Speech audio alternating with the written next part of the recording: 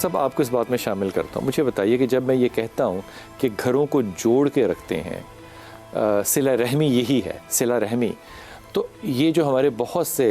ممبر پہ میرے اساتذہ جیسے لوگ جو ہیں وہ کہتے ہیں کہ نہیں ضروری نہیں ہے،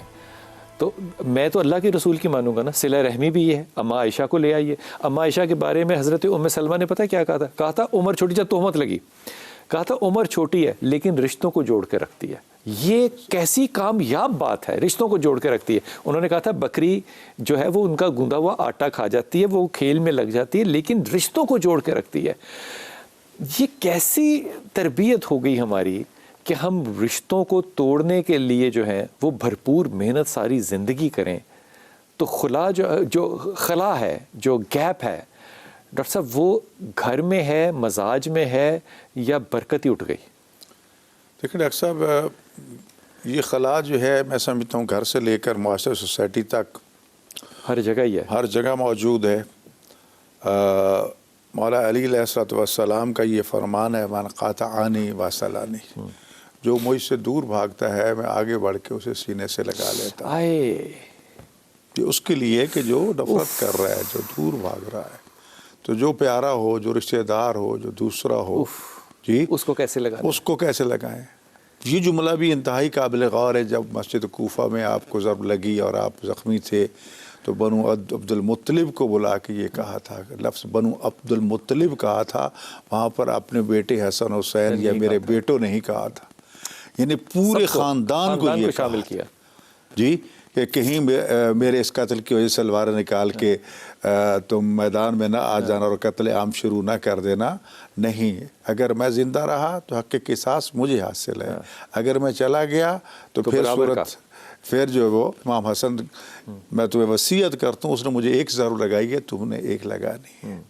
صلہ رحمی کے حوالے سے کتنے ایسے مسائل اور کتنے ایسے امور پائے جاتے ہیں کہ ایک دوسرے کو جوڑنے کے لیے جھوٹ بولنا بھی جائز ہے، جھوٹ حرام ہے، لیکن یہاں پر میں کہوں جوڑنے کے لیے میں جھوٹ بولوں، وہ بلال صاحب تو آپ کی اتنی تعریفیں کر رہے تھے، وہ فلاں وہ تو اتنے تمہارے خیر خواہ تھے، اتنا دکھ درد محسوس کر رہے تھے، اور تو ان کے بارے میں ذہن میں یہ لیے پھر رہا ہے، مسئلہ یہ حل ہو گئے۔ حالانکہ بلال کے ساتھ ملاقات بھی نہیں ہوئی، ان کے بعد انہوں نے کہا یار ایسے ہے تو یار مجھے لے چلو، جی اب بلال کے پاس آتا ہوں، یار تیرے بارے میں تو وہ یہ کہہ رہے تھے اور آپ کیا ہے، کہتے اچھا میں مغالطے میں تھا، یار مجھے لے چلو، ہمیں ملنا چاہتے ہیں۔ تو یعنی ایک جھوٹ جوڑنے کے لیے جو ہے وہ سچ سے بہتر ہے جو توڑنے کے لیے ہوتا ہے۔ میں ایک سچ بول دوں آپ کے آگے، ایک تو اجتماعی معافی آپ نے مجھے دے دینی ہے، کیونکہ اجتماعی معافی مجھے زندگی میں نا ڈاکٹر صاحب کا جو پتہ دیا تھا نا وہ میرے چاچے نے دیا تھا، تو میرے چاچے نے کہا کہ اوے تو ملے جا کے حسین اکبر نو، میں کہنے جی کون نے، بڑے سالوں کی بات ہے، اللہ تعالیٰ نے کوریج نصیب کرے، تو اتنے جا کے ملی، انہوں نے مجھے ایڈریس وغیرہ بتایا، وہ اسی نہر کے راستے میں جس میں میرے چاچے کا گھر تھا۔ تو اگلی دفعہ گئے تو انہوں نے کہا کہ او تو ملیا نہیں، میں تن کیا سی، میں کہا نہیں جی میں مل لیتا سی، کہتا ہے جھوٹ بول رہے ہیں۔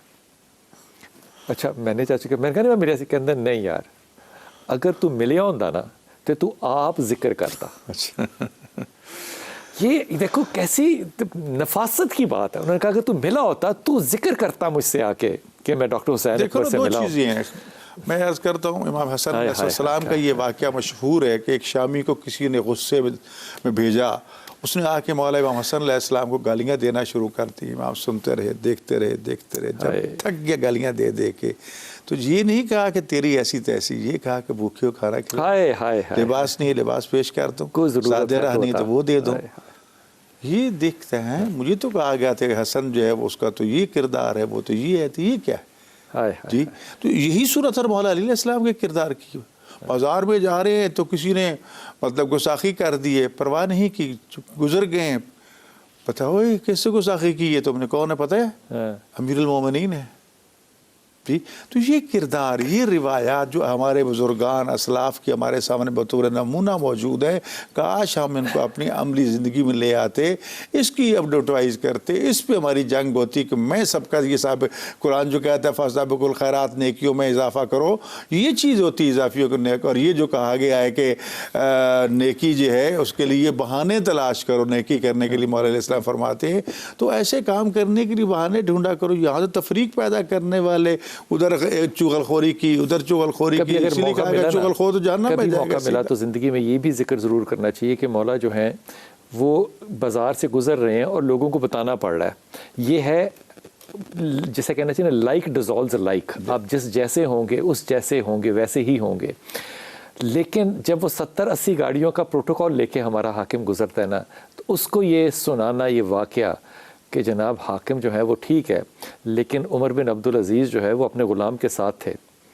تو ایک شخص کے پاس سے گزرے تو اس کے پاس چادر نہیں تھی، تو عمر بن عبدالعزیز نے اس کے اوپر کمبل یا چادر ڈالی. تو اس نے اٹھ کے عمر بن عبدالعزیز کو کہا کہ پاگل ہے، مجھے نیند سے اٹھایا. تو غلام نے کہا کہ عمر بن عبدالعزیز کو اس نے، بادشاہ سلامت کو، امیر المومنین کو اس نے کہہ دیا. تو انہوں نے اس کو روکا اور آگے جا کے اس کو سمجھایا. اس نے کہا یار میں نے اس کو نیند سے اٹھایا، اس نے مجھے پاگل کہہ دیا، تو بات ختم ہو گئی، اس سے آگے بات کو کیوں بڑھا رہے ہو؟